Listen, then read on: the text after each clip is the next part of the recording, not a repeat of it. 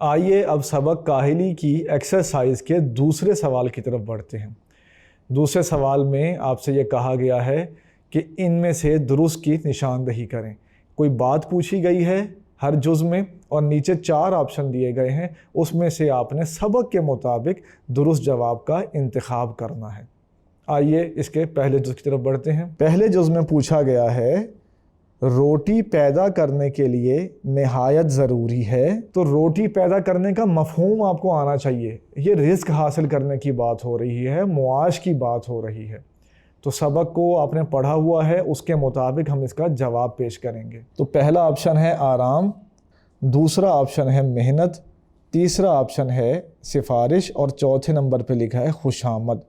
تو سبق کے مطابق دوسرا جو آپشن ہے وہ درست ہے۔ اگر بورڈ کے پیپر میں یا آپ کے اسکول کے پیپر میں آپ سے یہ کہا جائے کہ اس درست جواب پہ ٹک لگائیں تو آپ نے ٹک لگا دینا ہے، اور اگر یہ کہا جائے کہ سرکل کریں، اسے دائرہ لگائیں، تو پھر آپ نے دائرہ لگا دینا ہے۔ جو بھی ہدایات آپ کو دی گئی ہوں ان کی روشنی میں آپ نے پیپر کو حل کرنا ہے۔ آئیے بڑھتے ہیں دوسرے جز کی طرف۔ دوسرے جز میں یہ پوچھا گیا ہے کہ لوگ بہت کم کاہل ہوتے ہیں۔ اس کو آپ یوں سمجھ لیں کہ کون سے لوگ بہت کم کاہل ہوتے ہیں۔ تو آئیے بڑھتے ہیں اس کی چوائسز کی طرف۔ پہلے نمبر پہ موجود ہے بے فکر رہنے والے، دوسرے نمبر پہ لکھا ہے خوش گپیاں کرنے والے، تیسرا آپشن ہے روزانہ محنت کرنے والے، اور چوتھے نمبر پہ ہے خود میں مگن رہنے والے۔ آپ نے اس سوال کو پڑھ لیا اور اس کی جو چوائسز ہیں یعنی جو آپشن ہیں وہ آپ نے ان کو جائزہ لے لیا ان کا۔ آئیے سبق کی روشنی میں درست جواب پہ ٹک کا نشان لگاتے ہیں۔ تو اس میں آپ نشان لگائیں گے نمبر 3 پہ کہ روزانہ محنت کرنے والے۔ سر سید کے مطابق جو لوگ روزانہ محنت کرتے ہیں وہ بہت کم کاہل ہوتے ہیں۔ آئیے اب بڑھتے ہیں تیسرے جز کی طرف۔ تیسرا جز جیم کے نام سے موجود ہے، آپ اس کو پڑھیں کہ ہر ایک انسان پر لازم ہے، یعنی پوچھا گیا ہے کیا لازم ہے۔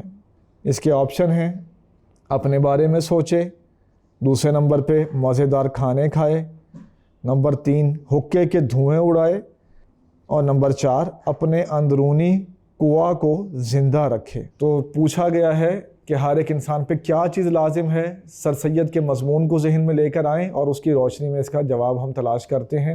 آئیے درست جواب پہ ٹک کا نشان لگاتے ہیں۔ تو چوتھا جو آپشن ہے اس پہ آپ ٹک کا نشان لگائیں گے کہ ہر ایک انسان پر لازم ہے اپنے اندرونی قوا کو زندہ رکھے۔ آئیے اب بڑھتے ہیں چوتھے اور آخری ملٹیپل چوائس کویسچن کی طرف۔ تو کتاب میں یہ دال کے نام سے موجود ہے۔